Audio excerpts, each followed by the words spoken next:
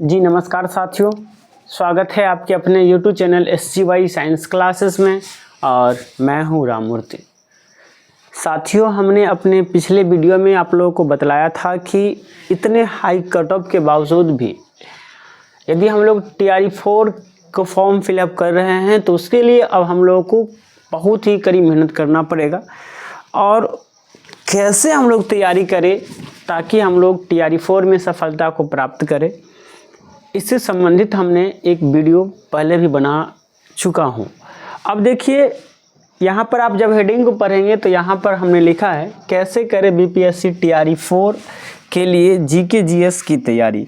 यानी दोस्तों, इस वीडियो सेशन के माध्यम से हम आपको बताना चाहते हैं या बताएंगे कि किस प्रकार से हम लोग BPSC TRE4 में, चाहे आप वो PRT के टीचर बन रहे हैं, TGT के टीचर बन रहे हैं या PGT के टीचर बनने जा रहे हैं, आप किसी भी लेवल के टीचर क्यों ना हो, लेकिन आपके लिए GK GS जो है एक बहुत ही अहम भूमिका निभाने जा रही है सक्सेस पाने के लिए। तो आखिर कैसे हम लोग GK GS की तैयारी करें या मैंने किस प्रकार से GK GS की तैयारी की, ये सारी जो रणनीति है, जो स्ट्रेटजी है, मैं आप लोगों के साथ शेयर करूंगा। तो आपसे एक छोटा सा रिक्वेस्ट है कि आप इस वीडियो को शुरू से लेकर के अंत तक देखिएगा। तो देखिए, हमने GK GS की प्रिपरेशंस को कुछ भागों में बांटा है, जो कि आप यहाँ पर देख सकते हैं। देखिए, सबसे पहले आप NCERT को बुक को पढ़िए। रीड NCERT 6 to 12, छठा से लेकर के 12वीं तक के NCERT के बुक को पढ़िए। अब आप कहिएगा कि सर, या आप बताइए कि भाई साहब इतना कैसे पढ़ सकते हैं। हमारे कमेंट में ये सब आएगा, देखिएगा, आप ही कमेंट कीजिएगा, कहिएगा भाई इतना कैसे पढ़ सकते, तुम ही बताओ।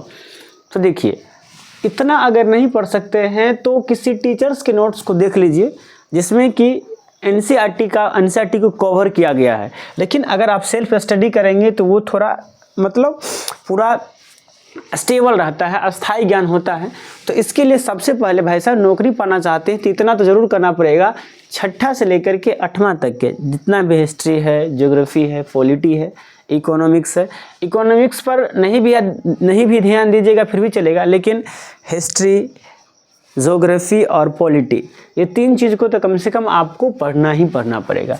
इसके अलावे अगर जब आप हिस्ट्री को पढ़ते हैं तो हिस्ट्री में आपको भारतीय राष्ट्रीय आंदोलन पर स्पेशल फोकस देना है, क्योंकि आप देखेंगे जब आप हिस्ट्री को पढ़िएगा तो वहाँ पर देखिएगा कि हिस्ट्री के 3 भागों में बांटा गया है। एंशिएंट, मिडिएवल और एक मॉडर्न। तो आप देखेंगे कि जितने भी क्वेश्चंस हैं उसमें मॉडर्न हिस्ट्री में से सबसे ज़्यादा क्वेश्चंस पूछे गए हैं।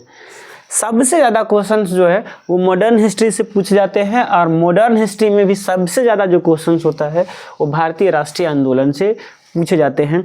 यानी हिस्ट्री में हम लोग बात करें तो आपको मुख्य रूप से भारतीय राष्ट्रीय आंदोलन पर ही फोकस देना है। जब आप इतना कर लेते हैं तो इसके बाद आपको BPSC या उससे रिलेटेड जितने एग्ज़ाम जो होते हैं, जैसे कि बिहार में बिहार दरोगा के एग्जामिनेशन होता है, बिहार SSC का एग्जामिनेशन होता है, MP PCS जो होता है उसके, यानी इस लेवल के आपको कुछ MCQ जो चैप्टर से रिलेटेड हो वो आप देखिए। आप तो जैसे कि इसको चैप्टर वाइज पढ़िए और उस चैप्टर से संबंधित जितने भी MCQ बनता है उसे आप देखिए।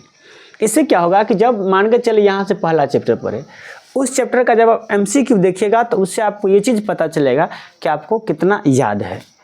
उसके बाद BPSC से रिलेटेड या BPSC का जो पिछला प्रीवियस ईयर है उसको देखिए।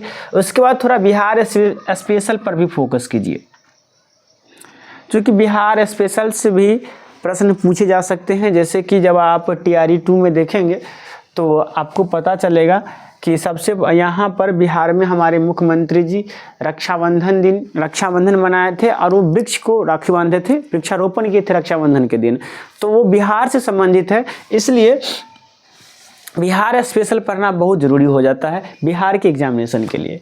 इसके अलावे आप रीड या वॉच, या तो आप पढ़िए या किसी अच्छे टीचर्स का करेंट अफेयर्स डेली देखिए, आज से ही शुरू कर दीजिए करेंट अफेयर्स देखना, क्योंकि जब एग्जामिनेशन नज़दीक आएगी या उस टाइम में जब आप करेंट अफेयर देखिएगा तो पूरा बोझिल हो जाएगा, आपको याद नहीं रह पाएगा। लेकिन आप किसी टीचर्स को या किसी भी जैसे कि एडिटोरियल आता है तो उस सब का अगर आप करेंट अफेयर का बुक भी ले लेते हैं और एक पेज पर डे देखते हैं तो वो आप कंटिन्यूसली देखते देखते आपको याद हो जाएगा। तो या तो आप करेंट अफेयर का बुक पढ़िए, पर डे पढ़िए, या तो किसी टीचर को, अच्छे टीचर को जो आपको अच्छा लगे, जिससे आप करेंट अफेयर को समझ सके, उनका वीडियो देखिए और उनसे करेंट अफेयर लेकिन डेली पढ़िए। करेंट अफेयर डेली पढ़िए ताकि यहाँ से भी लगभग 3 से 4 क्वेश्चन तो फंस ही जाते हैं जो सिलेक्शन के लिए बहुत ही अहम भूमिका निभाती है। जैसे कि आप देख सकते हैं कि एक एक नंबर के कारण, टाई ब्रेक के कारण भी बच्चे जो हैं वो क्या होते हैं, सक्सेस से दूर हो जाते हैं। तो इसलिए करेंट अफेयर को देखना बहुत ज़रूरी है और ये आप पे डिपेंड करता है कि आप करेंट अफेयर को पढ़ते हैं या किसी अच्छे टीचर को वॉच करते हैं, जिससे कि आपका करेंट अफेयर कंप्लीट रहे। अब हम यदि आगे की ओर चलते हैं तो जब आप इतना कर लेते हैं तो इसके बाद आपको सबसे महत्वपूर्ण चीज़ क्या है कि अभी तक बीपीएससी TRE1, TRE2 और TRE3 यानी 3 एग्जामिनेशन बीपीएससी के द्वारा टीचर के लिए हो चुका है, TRE1, TRE2 और TRE3। आप कम से कम PYQ MCQ जो है उसे ज़रूर देखिए। इससे क्या होगा कि पेपर की लेवल का पता चलेगा कि बीपीएससी में टीचर बनने के लिए यानी TRE में कैसा प्रश्न पूछा जाता है, किन किन विषय का वेटेज कितना होता है, हमें किन किन टॉपिक पर फोकस करना चाहिए, हमें किस टॉपिक से किस प्रकार का प्रश्न पूछा जाता है, कैसे पता चलेगा। तो ये सब कुछ आपको जो TRE में जो पूछे गए हैं, TRE1, TRE2, TRE3 यानी यूँ कहे तो हम क्वेश्चंस बैंक कर सकते हैं, उसके मदद से आप प्रिपरेशन कर सकते हैं। यानी सबसे बेस्ट होता है कि आप बीपीएससी TRE1, TRE2 और TRE3 का MCQ जरूर करें। इसके बाद ये जो है ये केवल PRT के लिए है, यानी वैसे अभ्यर्थी जो प्राइमरी टीचर बनना चाहते हैं उनके लिए एक सब्जेक्ट मस्ट क्या हो जाता है, इन्वायरमेंट स्टडी।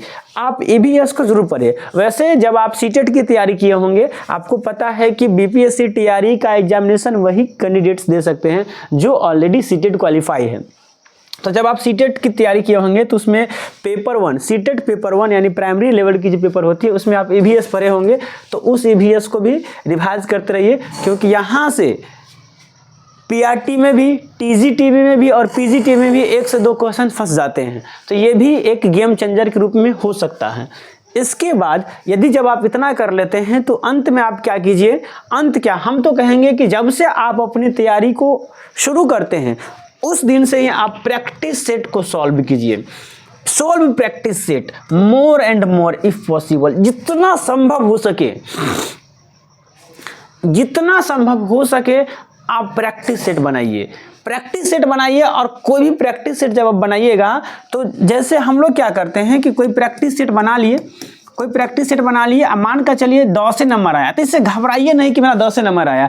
मान का चलिए किसी को 120 को क्वेश्चन सॉल्व किया और किसी को 50 से नंबर आया, तो इससे घबराइए नहीं कि मेरा 85 नंबर आया है, बल्कि मंथन कीजिए, चिंतन कीजिए इस पर कि आखिर मेरा प्रश्न छूट कहाँ से रहा है, हमें किस सब्जेक्ट पर मेहनत करने की ज़रूरत है, किस सब्जेक्ट के किस टॉपिक पर मेहनत करने की ज़रूरत है, उस टॉपिक पर मेहनत कीजिए, उस सब्जेक्ट को पकड़िए और अगले टेस्ट में देखिएगा कि आपका नंबर इम्प्रूव होगा।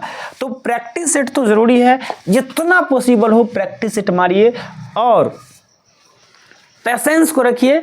TRE4 में आपका सिलेक्शन ज़रूर होगा। तो दोस्तों इतना ही आज की इस वीडियो में, मिलते हैं नेक्स्ट वीडियो में। आपको कैसा लगा हमारा ये वीडियो कमेंट करके बताइएगा। अगर अच्छा लगा है तो लाइक कीजिए और कमेंट में गुड लिखिए, और अगर अच्छा नहीं लगा है तो आपका क्या राय है इस वीडियो पर, बुरा लगा है तो आपको जो लिखना है, बैड, सैड, फैड, जो लिखना आप लिखिए, फ्री है, मेरा कमेंट बॉक्स खुला रहता है। अगर अच्छा लगे तो लाइक तो ज़रूर बनता है। दोस्तों चलिए मिलते हैं नेक्स्ट वीडियो में, आज के लिए इतना ही। जय हिंद, जय भारत।